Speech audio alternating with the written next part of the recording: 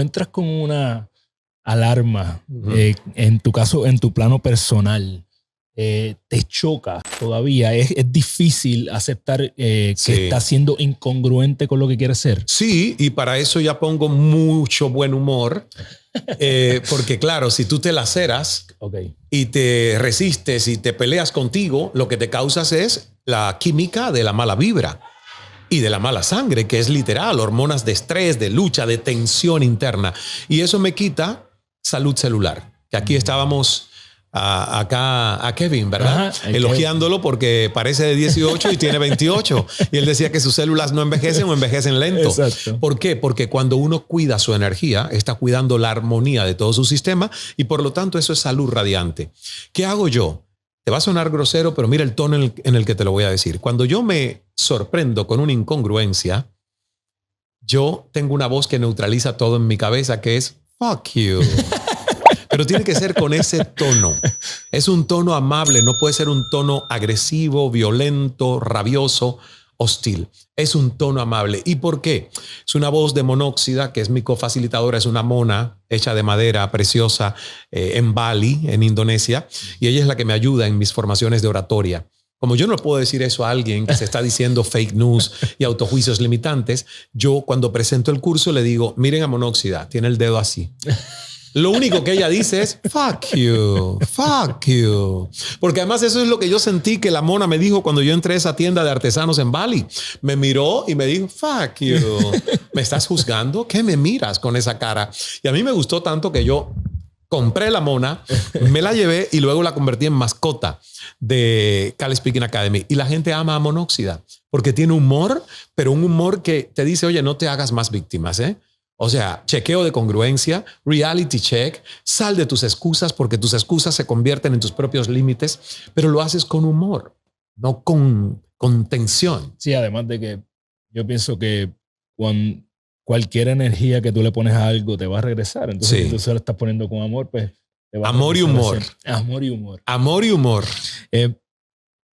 Es inevitable la tentación de explorar a Ismael el periodista.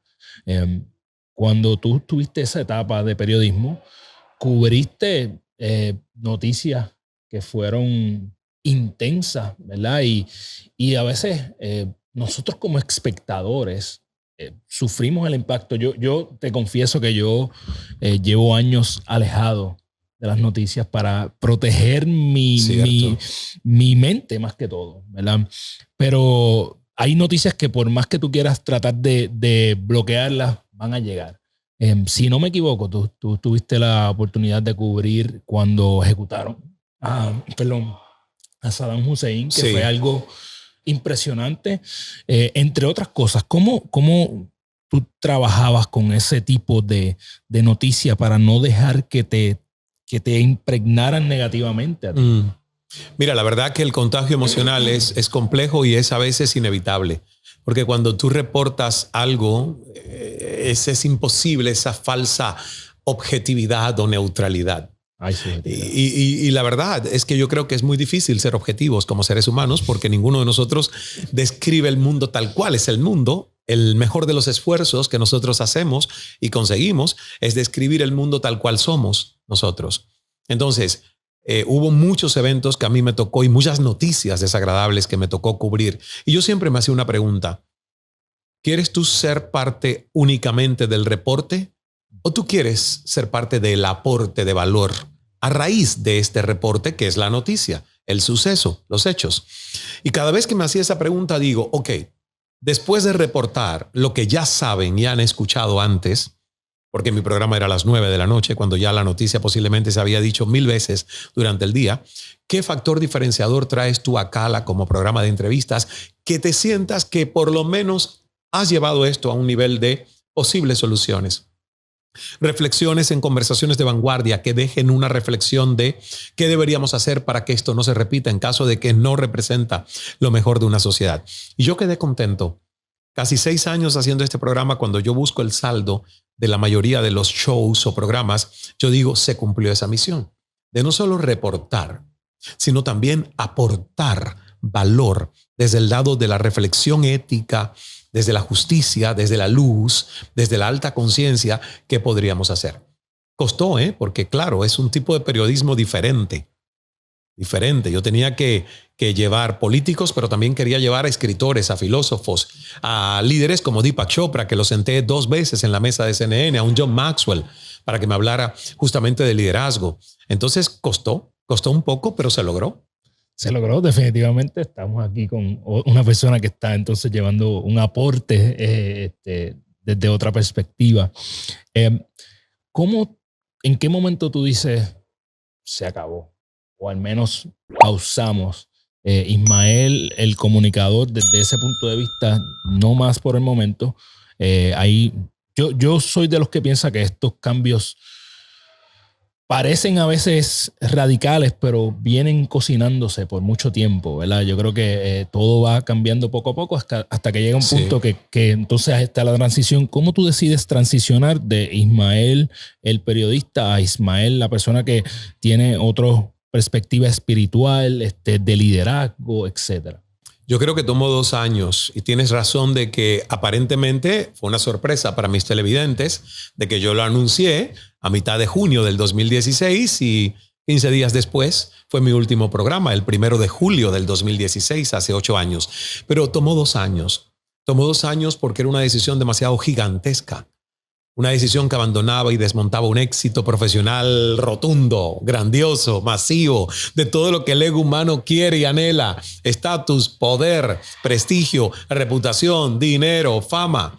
O sea, era abandonar todo eso por la incertidumbre de irte a conquistar lo que tu alma te está diciendo que es una necesidad de vulnerabilidad y autenticidad.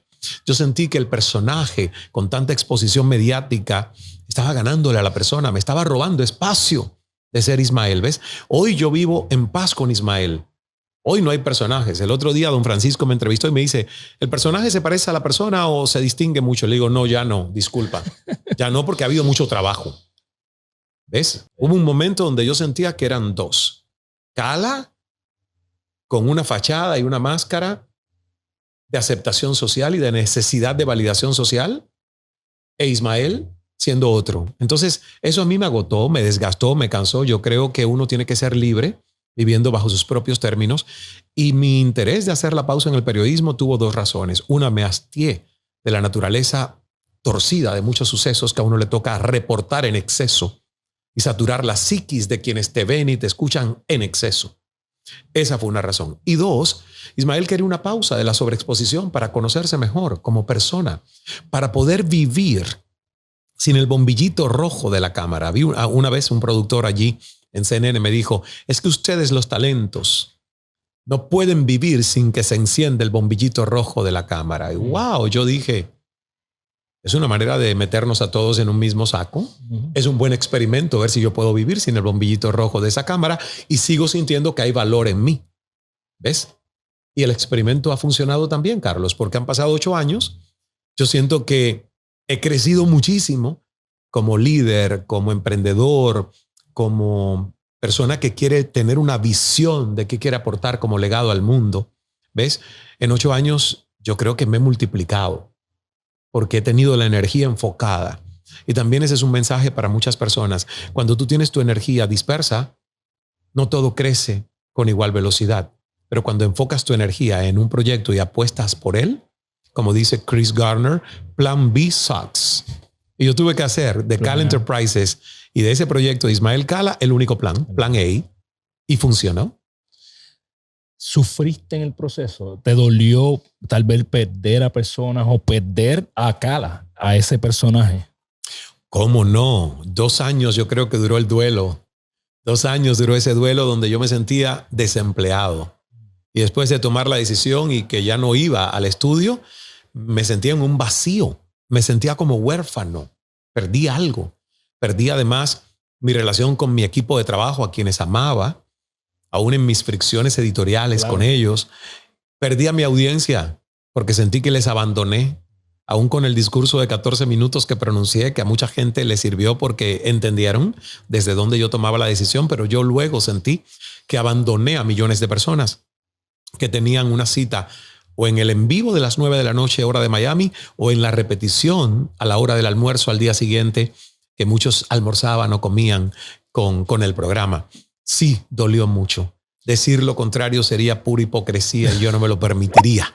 Dolió mucho. Sin embargo, tú dices, ¿te dolió perder a mucha gente? No, porque el teléfono dejó de sonar tan frecuentemente como cuando yo tenía el show.